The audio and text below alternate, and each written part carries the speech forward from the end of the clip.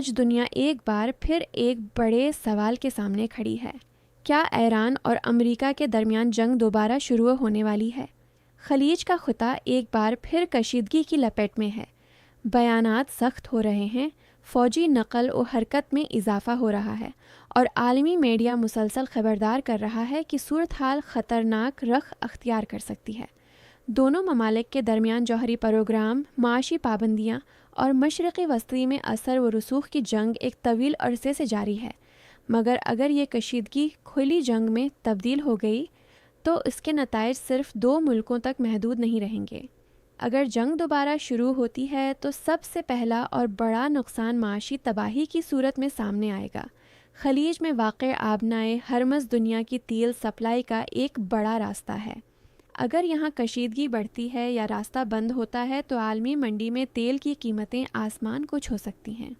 پاکستان جیسے ممالک میں پیٹرول، ڈیزل اور روزمرہ اشیاء کی قیمتوں میں شدید اضافہ ہو سکتا ہے۔ مہنگائی، بے روزگاری اور معاشی بحران مزید گہرا ہو سکتا ہے۔ دوسرا بڑا نقصان انسانی جانوں کا ضیاع ہوگا۔ جدید جنگیں صرف فوجیوں تک محدود نہیں رہتے۔ میزائل، ڈرون حملے اور فضائی کارروائیاں شہری علاقوں کو بھی متاثر کرتی ہیں۔ اگر بڑے پیمانے پر حملے شروع ہوتے ہیں تو ہزاروں نہیں بلکہ لاکھوں لوگ متاثر ہو سکتے ہیں۔ پناہ گزینوں کا بحران پیدا ہو سکتا ہے جس سے پورا مشرقی وسطی غیر مستحکم ہو سکتا ہے۔ تیسرا خطرہ ہے علاقائی جنگ کا پھیلاؤ۔ اگر یہ تنازع بڑھتا ہے تو دیگر ممالک بھی اس میں شامل ہو سکتے ہیں۔ خلیجی ریاستیں، اسرائیل یا خطے کی دیگر طاقتیں اس جنگ کا حصہ بن سکتی ہیں، جس سے ایک بڑی علاقائی جنگ جنم لے سکتی ہے۔ عالمی طاقتوں کی مداخلت صورتحال کو اور پیچیدہ بنا سکتی ہے۔ چوتھا اور سب سے خوفناک پہلو ہے جوہری خطرہ۔ اگرچہ براہ راست جوہری جنگ کا امکان کم سمجھا جاتا ہے، مگر کسی بھی بڑی غلطی یا شدید ردعمل سے صورتحال قابو سے باہر جا سکتی ہے۔ ایسی صورت میں تباہی کی سطح ناقابل تصور ہوگی۔ شہروں کے شہر مٹ سکتے ہیں، ماحولیات کو ناقابل تلافی نقصان پہنچ سکتا ہے اور آنے والی نسلیں اس کے اثرات بھگت سکتی ہیں۔ اس کے علاوہ عالمی معیشت کو شدید جھٹکا لگ سکتا ہے۔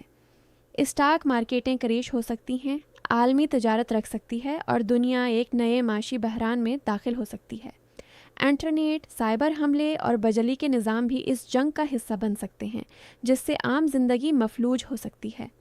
لیکن ایک حقیقت یہ بھی ہے کہ جنگ کسی کے مفاد میں نہیں ہوتی۔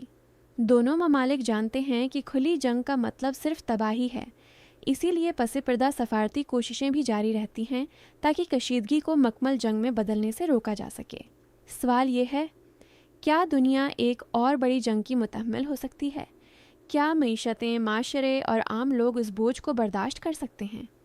اگر جنگ چھڑتی ہے تو تباہی صرف میدان جنگ تک محدود نہیں رہے گی، بلکہ اس کے اثرات اکتے ہر گھر، ہر شہر اور ہر ملک تک پہنچیں گے۔